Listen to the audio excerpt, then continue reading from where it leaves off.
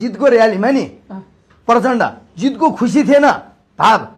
मलाम जानी जस्तै माला लाएर हिँडेको थिए ल त्यो तपाईँ भिडियो खोजेर हेर्नुहोस् त प्रचण्ड रुँदैछन् कि क्या हो भनेर हेरी एकछिन यसरी हेरी बिचरा सबै त्यो के भएको त्यो विजय जुलुस हुन्छ त्यस्तो बालेन शाहले त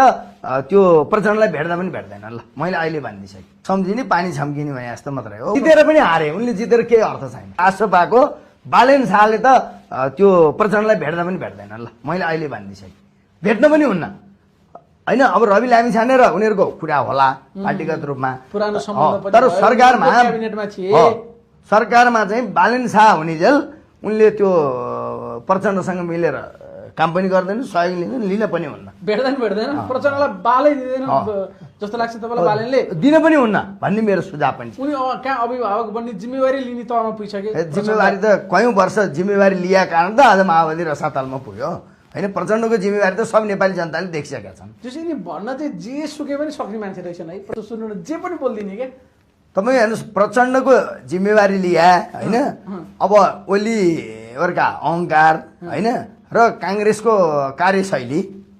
त जनताले देखेर त यो अवस्था आइसकेको छ भनेपछि अब उनीहरूलाई पत्याउँदैनन् र हेर्नुहोस् अब मैले हेर्दा त राष्ट्रपाले पनि अब बरु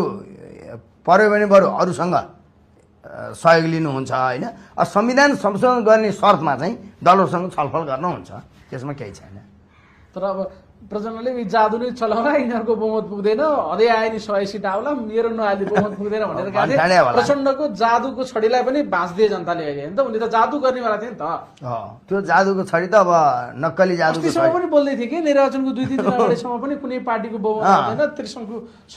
संसद बन्छ हङ पार्लियामेन्टै भन्ने 4 वटा पार्टीको प्रतिस्पर्धा छ सबै मिल्नै पर्छ भन्ने कुरो गर्दै ढाल्दियो नि त अब माओवादीले चाहिँ त्यो सत्ता अहिलेलाई सम्झिने पानी छम्किने भने जस्तो मात्रै हो ऊ सत्तामा आउनु पनि हुँदैन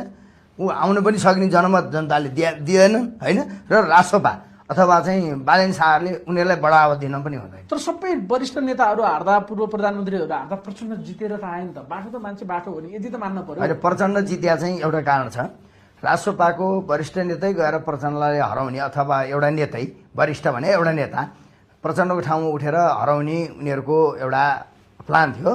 प्रचण्ड पहिला गोर्खा जान्छु भने पछि चितवन कता भनेर गएर झुकाएर माओवादीको उद्गम स्थल गए अब त्यहाँ पनि हेर्नुहोस् अब के भएर जिते अब त्यो अरू कुरा नगरौँ अब प्रचण्ड तर जितेर पनि हारे उनले जितेर केही अर्थ छैन प्रचण्डले जितेर पनि केही अर्थ छैन तर जे भने सबै हार्दाखेरि जस्तो केपी ओली झापा 5 बाट अन्त जान सक्ति गएनन् उनी घुम्दै फिर्दै गएर पनि जिते नि त आखिर जित्न त आखिर जिते हो प्रमाणपत्र त उनीसँग छ नि त आज ठिक छ अब संसदको एउटा कुना बसेर